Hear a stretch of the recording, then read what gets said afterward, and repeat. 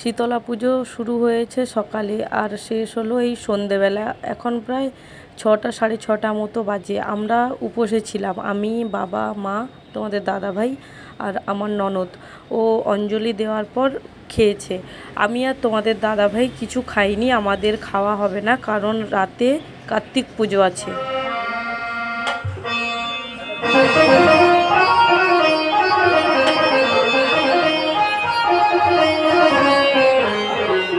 আমাদের গ্রামের দিকে কিন্তু এভাবেই পুজো হয়। সকালে পুজো শুরু হয়েছে, শেষ হয়েছে একদম সন্ধেবেলা। আমি কিন্তু তোমাদের সঙ্গে সব ভিডিও শেয়ার করেছি, কেমন আরতি করছে, কেমন আলাদা করে রান্না করা হয়েছে। শীতলা মায়ের জন্য আলাদা রান্না হয়েছে, আবার কার্তিক ঠাকুরের জন্য আলাদা রান্না হবে।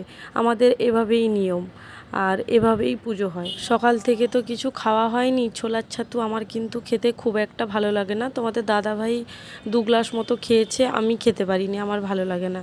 তাই এখন শশা খাচ্ছি একদম সন্ধেবেলা। তারপর আবার কার্তিক পুজোতে বসবো। কার্তিক পুজো কিন্তু শেষ হতে হতে প্রায় 1টা 2টো মতো বেজে যাবে, ঠাকুর মশাই বলল। আমায় আবার এখন স্নান করতে হয়েছে। সারাদিন যে শাড়িতে ছিলাম ওই শাড়ি পরে কার্তিক পুজোয় আমি বসতে পারবো না। কার্তিক পুজো হচ্ছে আমার ছেলের জন্য। কয়েকজন মিলে কার্তিক ঠাকুর বসিয়ে দিয়ে গেছিলো, তখন আর অনুষ্ঠান করা হয়নি। কার্তিক ঠাকুর বসিয়ে দিয়ে যাওয়া মানে পুজো করতে হবে, মৎসব করতে হবে, তখন আর কিছু করা হয়নি। আর আমার ছেলের অন্নপ্রাশনের সময়ও কোনো অনুষ্ঠান হয়নি। তাই আজ বাড়িতে কার্তিক পুজো হচ্ছে। গ্রামের দিকে তোমরা তো দেখতেই পেলে, আচার নিয়ম কানুন সব আলাদা।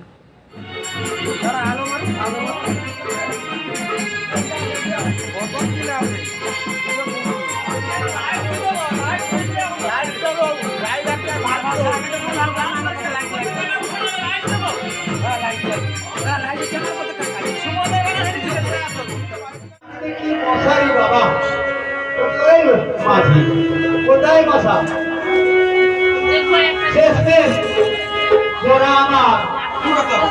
হাত ধরে দাঁড়িয়ে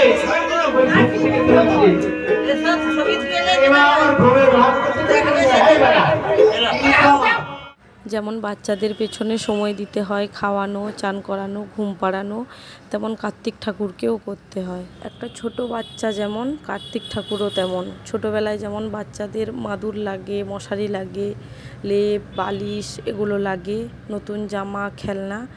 আর কার্তিক ঠাকুরও তাই, মানে ওই ঠাকুরকে এইসব দিয়ে পুজো করতে হয়। আর এই পুজো বাবা মাকেই করতে হয়, মানে বাবা মা সংকল্প হয়ে পুজোটা করবে।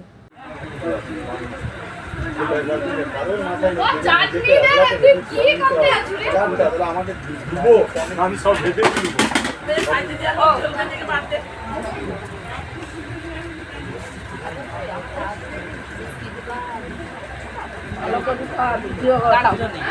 আমি ভালো করে খাও, ভিডিও করে দেবো। 10 টাকা তো ছিল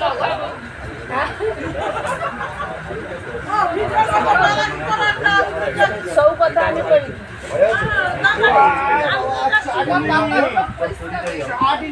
সে তো ফোন ঘাটে, মাম ভিডিও করে সে তার ফোন ঘাটে।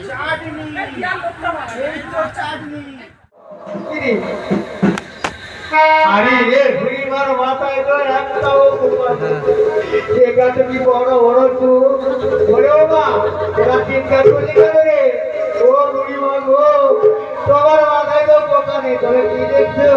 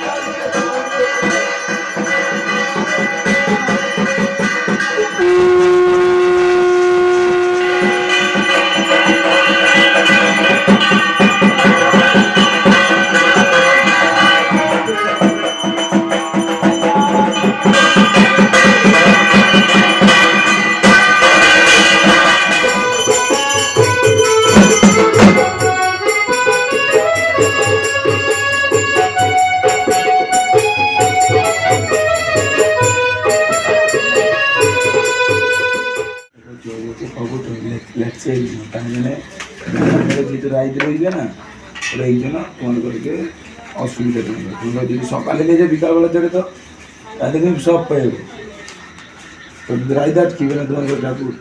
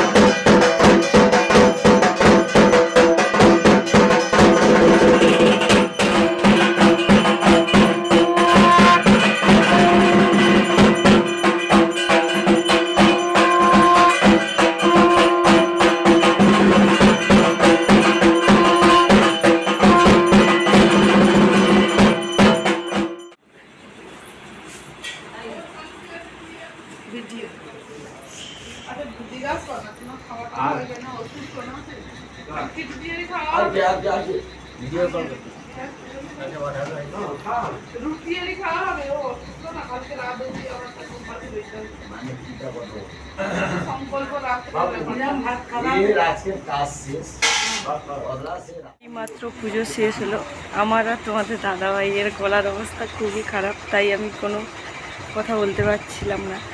এখন 1-1:30 মতো বাজে, খেতে এসছি, খাবো। আর বাড়ির সবার খাওয়া হয়ে গেছে, বাবা মা বাকি আছে, আর তোমার দাদাভাই আর আমি, আর আমার মা এসছে আমাদেরকে খেতে দিতে। আসবে